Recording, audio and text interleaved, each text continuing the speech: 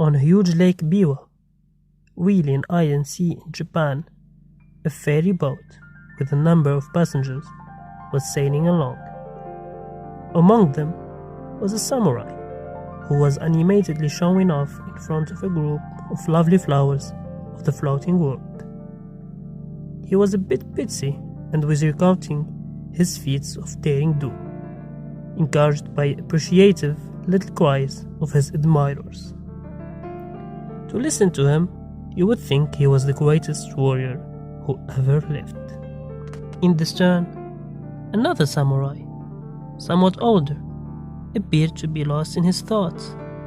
He demonstratively turned his back on this boastful performance, preferring to contemplate the rainbow reflections of the setting sun on the wake of the boat. The braggart took umbrage at this, and he called out his fellow warrior. "You appear not to believe my little anecdotes. Maybe you think I'm telling tall tales?" The old man looked at him and said, "Excuse me? Please pardon me. I wasn't really listening to what you were saying. It was something about your prowess and handling a sword. Such things really don't interest me anymore these days." The young man looked at him and said, "All the same, you are the bearer of two swords. How can a samurai survive without knowing how to use them?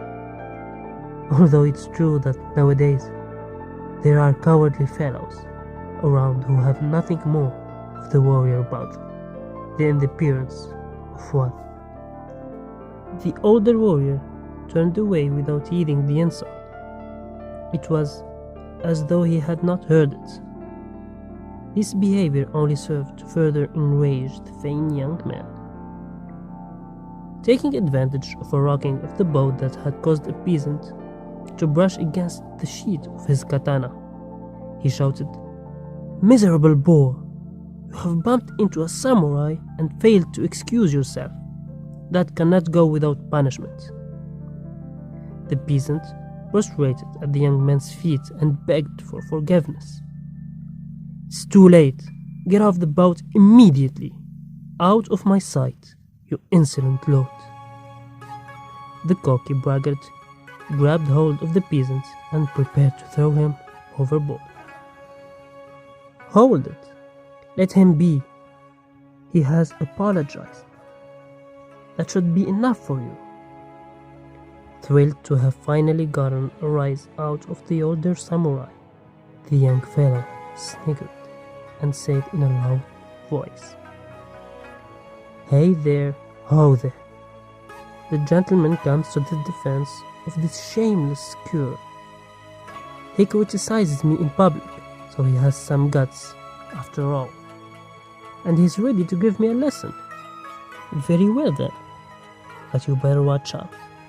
I am an expert of the Mutekiryu, the school of invincibility." The old samurai looked at him and said, "Well, as for me, I'm just a run-of-the-mill practitioner of the Mutekatsuryu, the school of victory with no hands, or the art of winning without a fight." The inebriated samurai gave a loud laugh and replied, "You claim you can beat me without using your swords? Hey, I'd love to see that. Go ahead and give me a demonstration right away. En garde." With a disarming smile, the adept of the non-violent school replied, "You think you should fight here, on the boat? But you are failing to consider the possibility that we might injure someone or fall in the water. No? If you insist, let's do it on the island of the middle of the lake." The champion of the sword ordered the sailors to land the boat. The moment the boat ground ashore in the midst of some reeds, the excited young samurai leaped onto the land and took the on-guard position. But his adversary stayed on the boat, even as he drew his two swords from his belt. To make it very clear that he was not going to use them, he handed them to one of the boatmen, and without losing a moment, he took advantage of being near the boatman to grab his bow and push the boat away from the shore.